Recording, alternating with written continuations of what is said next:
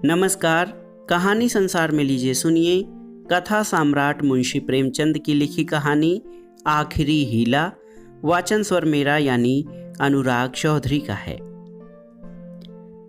यद्यपि मेरी स्मरण शक्ति पृथ्वी के इतिहास की सारी स्मरणीय तारीखें भूल गई, वह तारीखें जिन्हें रातों को जागकर और मस्तिष्क को खपाकर याद किया था, मगर विवाह की तिथि समतल भूमि में एक स्तंभ की भांति अटल है। न भूलता हूँ न भूल सकता हूँ। उससे पहले और पीछे की सारी घटनाएं दिल में मिट गईं, उनका निशान तक बाकी नहीं। वह सारी अनेकता एक एकता में मिश्रित हो गई है और वह मेरे विवाह की तिथि है। चाहता हूँ उसे भूल जाऊं, मगर जिस तिथि का नित्य प्रति सुमिरन किया जाता हो वह कैसे भूल जाए। नित्य प्रति सुमिरन क्यों करता हूँ, यह उस विपत्ति मारे से पूछिए जिसे भगवत भजन के सिवा जीवन के उद्धार का कोई आधार न रहा हो। लेकिन क्या मैं वैवाहिक जीवन से इसलिए भागता हूँ कि मुझ में रसिकता का अभाव है और मैं कोमल वर्ग की मोहिनी शक्ति से निर्लिप्त हूँ और अनासक्ति का पद प्राप्त कर चुका हूँ। क्या मैं नहीं चाहता हूँ कि जब मैं सैर करने निकलूँ तो हृदयेश्वरी भी मेरे साथ विराजमान हो। विलास वस्तुओं की दुकानों पर उनके साथ जाकर थोड़ी देर के लिए रसमय आग्रह का आनंद उठाऊं। मैं उस गर्व और आनंद और महत्व का अनुभव कर सकता हूं जो मेरे अन्य भाइयों की भांति मेरे हृदय में भी आंदोलित होगा। लेकिन मेरे भाग्य में वह खुशियां, वह रंगरलियां नहीं हैं, क्योंकि चित्र का दूसरा पक्ष भी तो देखता हूं। एक पक्ष जितना ही मोहक और आकर्षक है, दूसरा उतना ही हृदय विदारक और भयंकर। शाम हुई और आप बदनसीब बच्चे को गोद में लिए तेल या ईंधन की दुकान पर खड़े हैं। अंधेरा हुआ और आप आटे की पोटली बगल में दबाए गलियों में यूं कदम बढ़ाए हुए निकल जाते हैं मानो चोरी की है। सूर्य निकला और बादलों को गोद में लिए होम्योपैथ डॉक्टर की दुकान में टूटी कुर्सी पर आरूढ़ हैं। किसी खोचे वाले की रसीली आवाज़ सुनकर बालक ने गगन भेदी विलाप आरंभ किया और आपके प्राण सूखे। ऐसे बापों को भी देखा है जो दफ्तर से लौटते हुए पैसे 2 पैसे की मूंगफली या रेवड़ियां लेकर लज्जास्पद शीघ्रता के साथ मुंह में रखते चले जाते हैं कि घर पहुंचते पहुंचते बालकों के आक्रमण से पहले ही यह पदार्थ समाप्त हो जाए। कितना निराशाजनक होता है यह दृश्य जब देखता हूँ कि मेले में बच्चा किसी खिलौने की दुकान के सामने मचल रहा है और पिता महोदय ऋषियों की सी विद्वता के साथ उनकी क्षणभंगुरता का राग अलाप रहे हैं। चित्र का पहला रुख तो मेरे लिए एक मदन स्वप्न है, दूसरा रुख एक भयंकर सत्य। इस सत्य के सामने मेरी सारी रसिकता अंतर्धान हो जाती है। मेरी सारी मौलिकता, सारी रचनाशीलता इसी दाम्पत्य के फंदों से बचने में प्रयुक्त हुई है। जानता हूँ कि जाल के नीचे जाना है, मगर जाल जितना ही रंगीन और ग्राहक है, दाना उतना ही घातक और विषैला। इस जाल में पक्षियों को तड़पते और फड़फड़ाते देखता हूँ और फिर भी जाल पर जा बैठता हूँ।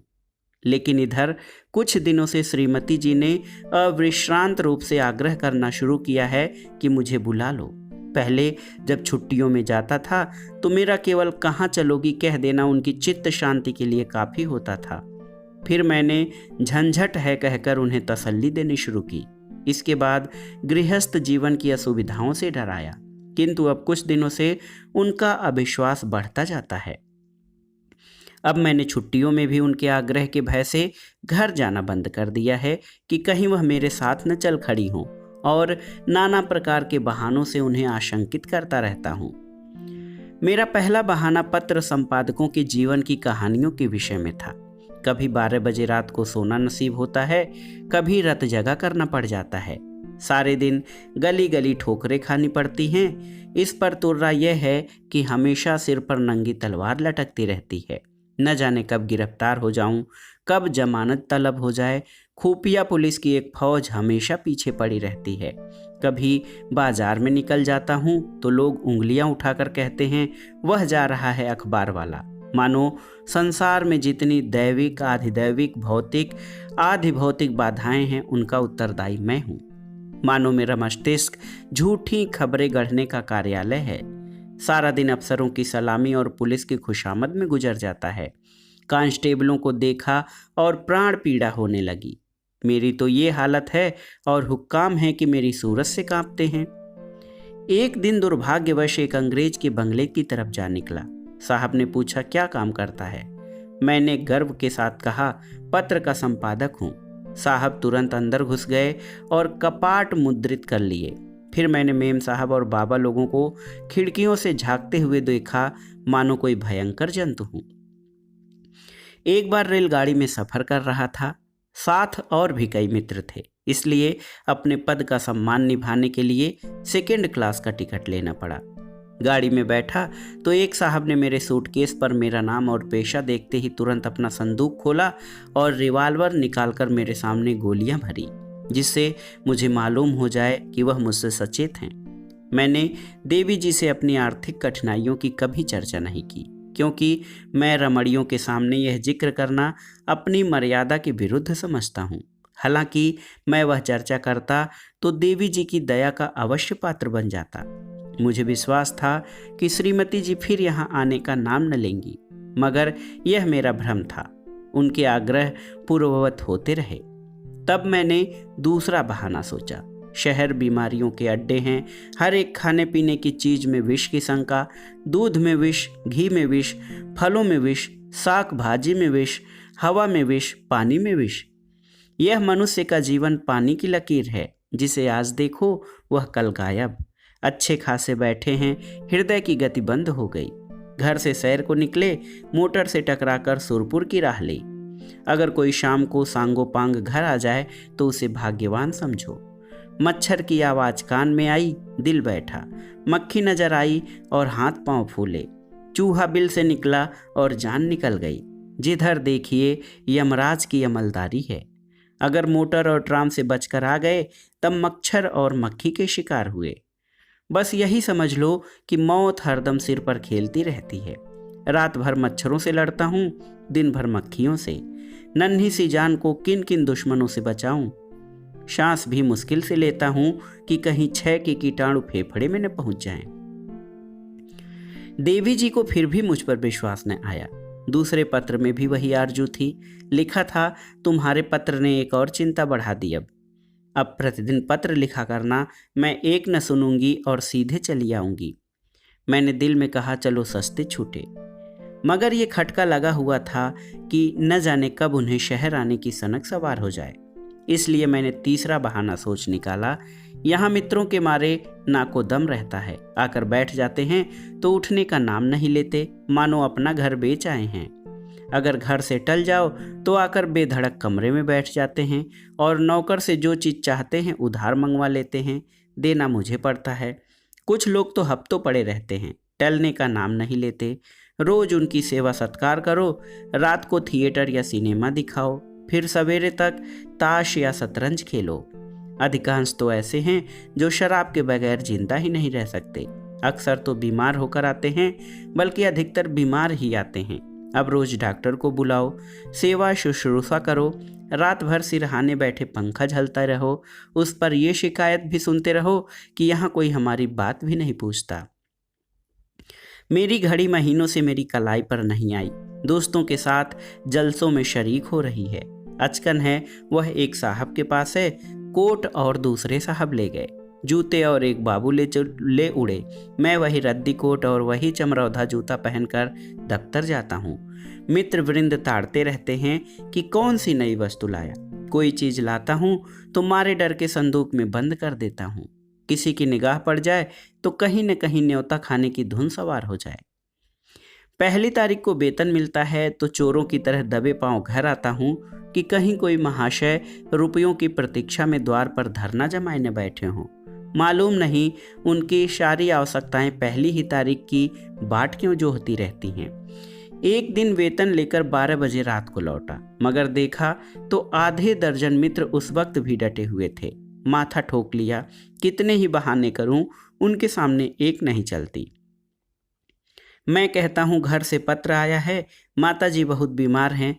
जवाब देते हैं, अजी बूढ़े इतने जल्दी नहीं मरते, मरना ही होता है तो इतने जीवित क्यों रहती, देख लेना 2-4 दिन में अच्छी हो जाएंगी और अगर मर भी जाएं तो वृद्धजनों की मृत्यु का शोक ही का, वह तो और खुशी की बात है।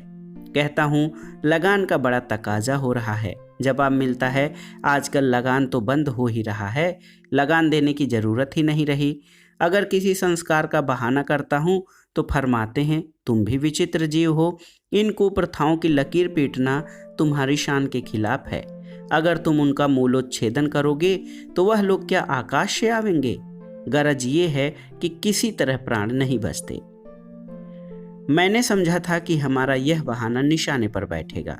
ऐसे घर में कौन रमणी रहना पसंद करेगी जो मित्रों पर ही अर्पित हो गया हो? किंतु मुझे फिर भ्रम हुआ। उत्तर में फिर वही आग्रह था। तब मैंने चौथा हीला सोचा। यहाँ के मकान है कि चिड़ियों के पिंजरे, न हवा न रोशनी। वह दुर्गंध उड़ती है कि खोपड़ी भन्ना जाती है। कितने के ही तो इसी दुर्गंध के कारण विसूचिका, टाइफाइड, यक्ष्मा आदि रोग हो जाते हैं। वर्षा हुई और मकान टपकने लगा। पानी चाहे घंटे भर बरसे, मकान रात भर बरसता रहता है। ऐसे बहुत कम घर होंगे जिनमें प्रेत बाधाएं न हो। लोगों को डरावने स्वप्न दिखाई देते हैं। कितने को ही उन्माद रोग हो जाता है। आज नए घर में आए, कल ही उसे बदलने की चिंता सवार हो गई। कोई ठेला असबाब से लदा हुआ जा रहा है, कोई आ रहा है। जिधर देखिए ठेले ही ठेले नजर आते हैं। चोरियां तो इस कसरत से होती हैं कि अगर कोई रात कुशल से बीत जाए तो देवताओं की मनौती की जाती है। आधी रात हुई और चोर चोर लेना लेना की आवाजें आने लगीं। लोग दरवाजों पर मोटे मोटे लकड़ी के फट्टे या जूते चिमटे लिए खड़े रहते हैं। फिर भी चोर इतने कुशल हैं कि आंख बचाकर अंदर पहुंच ही जाते हैं। एक मेरे बेतकल्लुफ दोस्त हैं, स्नेहवश मेरे पास बहुत देर तक बैठे रहते हैं। रात अंधेरे में बर्तन खड़के तो मैंने बिजली की बत्ती जलाई। देखा तो वही महाशय बर्तन समेट रहे हैं। मेरी आवाज़ सुनकर जोर से कहकहा मारा और बोले, मैं तुम्हें चकमा देना चाहता था। मैंने दिल में समझ लिया अगर निकल जाते तो बर्तन आपके थे। जब जाग पड़ा तो चकमा हो गया। घर में आए कैसे थे यह रहस्य है। कदाचित रात को ताश खेलकर चले तो बाहर जाने के बदले नीचे अंधेरी कोठरी में छिप गए। एक दिन एक महाशय मुझसे पत्र लिखाने आए। कमरे में कलम दवात न थी। ऊपर के कमरे से लाने गया। लौट कर आया तो देखा आप गायब हैं और उनके साथ फाउंटेन पेन भी गायब है। सारांश ये है कि नगर जीवन नरक जीवन से कम दुखदाई नहीं है, मगर पत्नी जी पर नागरिक जीवन का ऐसा जादू चढ़ा हुआ है कि मेरा कोई बहाना उन पर असर नहीं करता। इस पत्र में जवाब में उन्होंने लिखा, मुझसे बहाना करते हो, मैं हरगिज नहीं मानूंगी, तुम आकर मुझे ले जाओ। आखिर मुझे पांचवा बहाना करना पड़ा। यह खोचे वालों के विषय में था। अभी बिस्तर से उठने की नौबत नहीं आई कि कानों में विचित्र आवाजें आने लगी। बाबुल के मीनार के निर्माण के साथ ऐसी निरर्थक आवाजें न आई होंगी। वह खोचे वाले की शब्द क्रीड़ा है। उचित तो यह था कि यह खोचे वाले ढोल मजीरे के साथ लोगों को अपनी चीज़ों की ओर आकर्षित करते, मगर इन औंधी अक्ल वालों को ये कहाँ सोचती हैं। ऐसे पैशाचिक स्वर निकालते हैं कि सुनने वालों के रोए खड़े हो जाते हैं। बच्चे माँ की गोद में चिमट जाते हैं। मैं भी रात को अक्सर चौंक पड़ता हूँ। एक दिन तो मेरे पड़ोस में एक दुर्घटना हो गई। 11 बजे थे। कोई महिला बच्चे को दूध पिलाने उठी थी। एकाएक जो किसी खोचे वाले की भयंकर ध्वनि कानों में आई तो चीख मारकर चिल्ला उठी और फिर बेहोश हो गई। महीनों की दवा दारू के बाद अच्छी हुई और अब रात को कानों में रुई डालकर सोती हैं। ऐसे कृत्य नगरों में नृत्य होते रहते हैं। मेरे ही मित्रों में कई ऐसे हैं जो अपनी स्त्रियों को घर से लाए, मगर बेचारियां दूसरे ही दिन इन आवाज़ों से भयभीत होकर लौट गईं। श्रीमती जी ने इसके जवाब में लिखा, तुम समझते हो मैं खोचे वालों की आवाज़ों से डर जाऊंगी? यहाँ गीदड़ों का हौवाना और उल्लुओं का चीखना सुनकर तो डरती नहीं, खोचे वालों से क्या डरूंगी? अंत में मुझे एक ऐसा बहाना सूझा जिसकी सफलता का मुझे पूरा विश्वास था। यद्यपि इसमें कुछ बदनामी थी, लेकिन बदनामी से मैं इतना नहीं डरता जितना उस विपत्ति से। फिर मैंने लिखा, शहर शरीफ जादियों के रहने की जगह नहीं। यहाँ की महरियाँ इतनी कटुभाषणी हैं कि बातों का जवाब गालियों से देती हैं, और उनके बनाव संवार का क्या पूछना। भले घर की स्त्रियाँ तो उनके ठाठ देखकर ही शर्म से पानी पानी हो जाती हैं। सिर से पांव तक सोने से लदी हुई सामने से निकल जाती हैं तो ऐसा मालूम होता है कि सुगंध की लपट निकल गई। गृहिणियां ये ठाट कहाँ से लावें? उन्हें तो और भी सैकड़ों चिंताएं हैं। इन महरियों को तो बनाव सिंगार के सिवा दूसरा कोई काम ही नहीं है। नित्य नई सज धज, नित्य नई अदा और चंचल तो इस गजब की हैं मानो अंगों में रक्त की जगह पारा भर दिया गया हो। उनका चमकना और मटकना और मुस्कुराना देखकर गृहिणियां लज्जित हो जाती हैं और ऐसी दीदा दिलेर हैं कि जबरदस्ती घरों में घुस पड़ती हैं। जिधर देखो इनका मेला सा लगा हुआ है।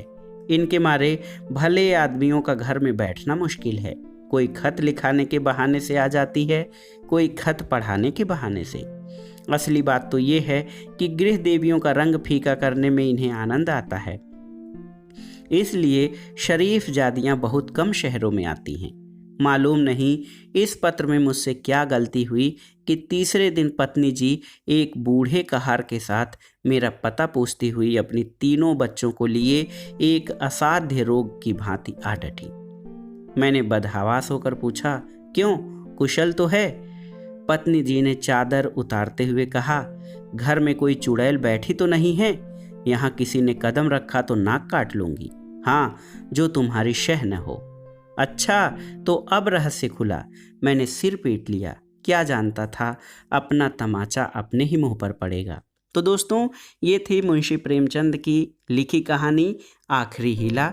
लेखक ने इसमें तरह तरह के प्रयास किए कि उनकी पत्नी उनके पास शहर न आ सके, लेकिन अंत में उनका ही जो दिया हुआ एक बहाना था, आखिरी हीला उनके काम न आया और उनकी पत्नी डटकर उनके सामने शहर में आ खड़ी हुई। कहानी बहुत ही मनोरंजक है। आपको कैसी लगी हमें कमेंट बॉक्स में ज़रूर बताइएगा। कहानी सुनने के लिए धन्यवाद। नमस्कार।